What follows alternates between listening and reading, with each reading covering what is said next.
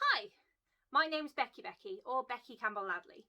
You might know me from Becky Blogs, where I blog about Megagames, escape rooms, immersive gaming, game design, all that sort of stuff. You might know me as the designer of Everybody Dies, the Game of Thrones megagame, or Trope High, the American high school weird fantasy megagame. You might know me from Pennine Planning, where we run megagames across Leeds, Manchester and Sheffield. Or you might know me as one of the runners of Megacon, online gaming convention that took place last March. Or you might know me from one of the over 70 Megagames that I've been to. So today I'm doing something a bit different. I have been asked by the Arkham Chronicle to help bring some Megagame expertise as they design a Megagame based on Arkham Horror LCG, which is one of my favourite games, as you might be able to tell. So I thought in this video I would look at some of the key concepts and ideas that they generated in the previous video to explore those a little bit more, bring some of my ideas to it. I'm doing them in a bit of a different order to how they did them in the previous video because I think this order makes more sense because it's not based on size. Strong thematic setting, yes. This is crucial, I think, to the success of a mega game. In fact, a strong setting can actually carry through less good mechanics because players will have something else to hang the entire rest of their game upon. And let's carry that on to the next point, which is iconic locations. Not just sort of like the towns and places like that, but individual locations, things like Velma's Diner, all those other things are going to get players who know the setting excited. You can throw in small bits and pieces that would be like Easter eggs for players who know the setting to find throughout the game. Generally you're playing as one character, and these characters are again really iconic. Like, I would love to turn up to a game and get to play Jenny Barnes. That would just be insanely awesome. So health and sanity as a concept, I think this is really cool. I think that could definitely work. You definitely have health in games before. Sanity definitely makes sense for an Arkham Files game. I'm thinking things like in Mansions of Madness, where you get the insanity cards if you end up going insane, that cause you to have to act in a bit of a weird way. So for example, you can't take certain actions. How could that affect it? And a game that I'm thinking of a parallel with is It Belongs in a Museum, which was a True North game.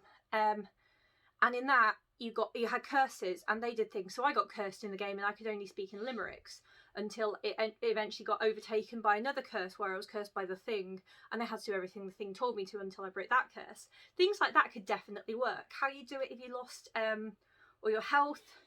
There'd also need to be ways to recover from these, ways to break out of them, because especially if you lost all your sanity, you know, maybe not late in the first turn, maybe that wouldn't happen, but you know, turn 5 out of 8 sort of thing. If you've then got 3 turns left of the game where you're having to act in a subpar way, that could get frustrating for a lot of players. And then I also want to think about other aspects, so things like you know, intellect, willpower, strength and agility. I think those are the stats. Would you have those for the individual characters? And if so, what would they do? Items and customization, I think, is something else that has already been done in mega games that could, I think, easily be taken into this game. So if we look at Monsterville Mansion by Alex Beck, that game had cards with stickers on, and you could upgrade them over the course of the game. So you could buy a card, I don't know, I'm holding my hand. You could buy a card, and then when you bought some additional things, you could upgrade it. And that would just work great, because you could start the game with a machete and end up with a bigger machete, lightning gun. You could start the game with a 45 auto and end up with a lightning gun just by putting stickers on your cards. Let's talk about a couple of things that I think are just not going to fly in a mega game. Hard difficulty. As they are correctly identified, one of the great things about Arkham Horror is that you can lose. You can lose really badly. You can invest quite a lot of time in characters, in building up a scenario, and then you can get to the end and you can still lose. And it is an accepted thing for those sorts for Arkham Horror games, but it's just not going to fly at mega games. No one wants to turn up and go to an 8-hour one-off event and just catastrophically lose at the very end. It's demoralizing for players. A way that you can build this in is around the idea of saving the world, though, which is another one of the themes. There should also be smaller wins.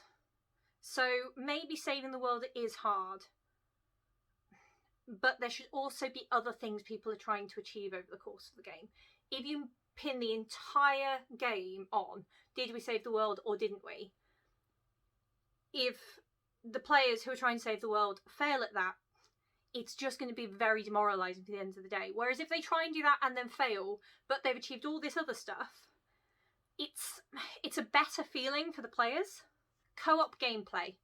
So, I believe there have been 1 or 2 fully co-op mega games, or games with co-op elements in, but honestly, they are driven by the non-cooperative elements. So things like Den of Wolves, at its heart, it's kind of a cooperative game where you're all trying to survive, except there are traitors, and also everyone wants the resources and there aren't enough resources to go around. So it is a competitive game. It just kind of looks like a cooperative one if you squint.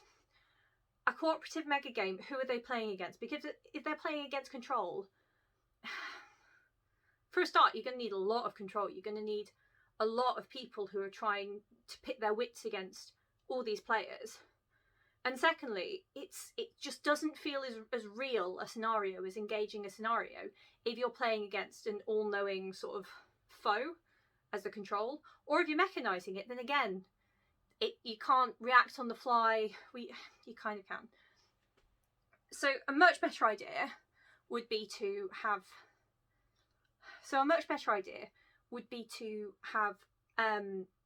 both sides played.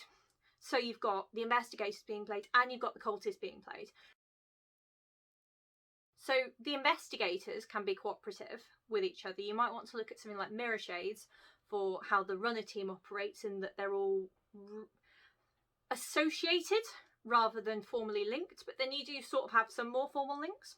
But then you also got the cultists, and whether they are infiltrated among the investigators, so they don't know which of the investigators are, or whether they're a more formal team that you would see in more of a traditional mega game, where you've actually got, you know, the cultist teams, maybe even looking at something like War of the Outer Gods and having multiple different cultist factions who are competing against each other, as well as the investigators who are trying to stand against them.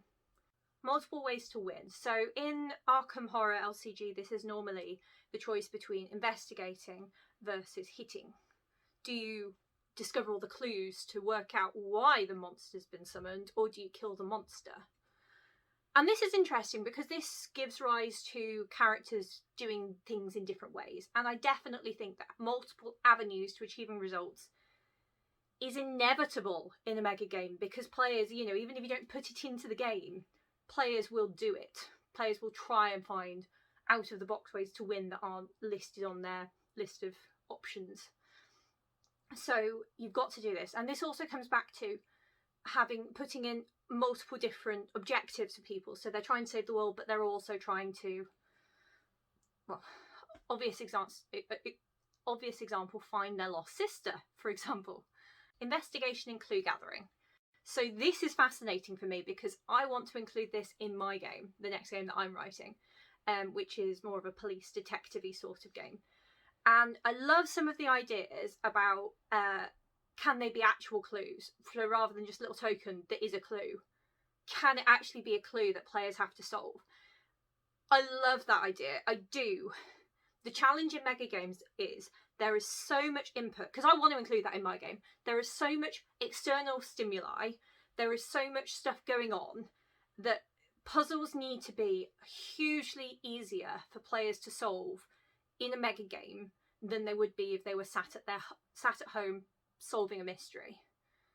And therefore, is it interesting for the players to do? I hope it is, because I want to find a way to make that work for my game. But I don't know for sure. The ticking clock. Yes, the doom threshold counting down in Arkham Horror games is this like huge pendulum swinging down on you. And I do think it will be interesting to see that at one of these mega games. There is a concept at mega games of last turn madness, where people in the last turn of the game do crazy shit. But if the world's about to end, you do crazy shit. really. So I don't have a problem with that. And if there are ways essentially for the cultists to speed up the end of the world, so the ending gets closer, I think that could be interesting to explore as well. Random chance. So I almost think that mentioning this as a thing that's common in Arkham Files games, it almost doesn't matter. You are going to get elements of chance in your mega game. As mentioned in the previous video, players do random things that you can't plan for, but pretty much whatever mechanics you design will have some element of random chance in, so that's just going to happen. Expansions. So this is interesting because for a lot of designers, their games often end up being expansions of each other because they find mechanics that they like that work for a certain thing, and if they're doing a game that's in a similar setting, they'll use the same mechanics. So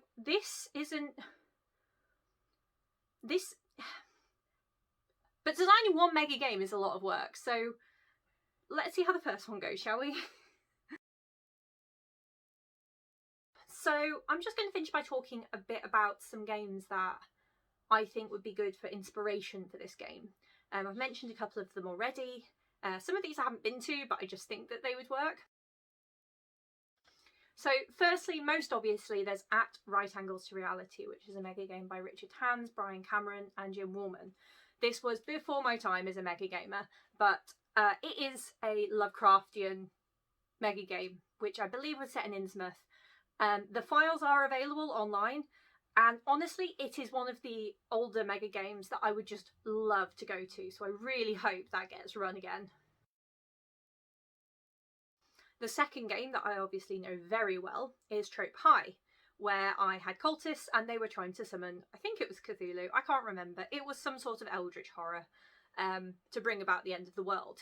This is where I know that putting hard puzzles into games doesn't work. Like, players cannot solve things the same way that they can separate from a mega game. They did nearly manage to summon Cthulhu. I can't remember how they were stopped. They were stopped. Cthulhu didn't end the prom. The third game is City of Shadows, which is by Brian Cameron and Jim Warman. This is a 1930s streets, is it 1930s? I think it's 1930s, streets of somewhere in America, game of gang warfare, superheroes, mad scientists. It's really good fun. I've played in it twice. Things like the sort of map mechanics and the interaction between the more supernatural elements of the game, the sort of mad scientists and the vigilantes versus the sort of gangs and the police, could be interesting to look at for ideas. Monsterville Mansion is a must look at. That is by Alex Beck. This is a game of teenagers breaking into a haunted house and being confronted with vampires, witches, wraiths, all sorts of stuff. That's going to be quite interesting, again, to look at the interaction between the supernatural and the natural. Also things that didn't go quite as well in that game was the finale. And it will be good to have a look at what didn't quite hit the mark there to avoid making mistakes when you come to the finale of the game where you've got this, you know, big forces against each other and places where that can disengage players who aren't as invested in an outcome or aren't as involved in the outcome and sort of like the challenges there. Fantastic game though, I have to say. Like, don't let that the finale didn't quite hit the mark, but fantastic rest of the game.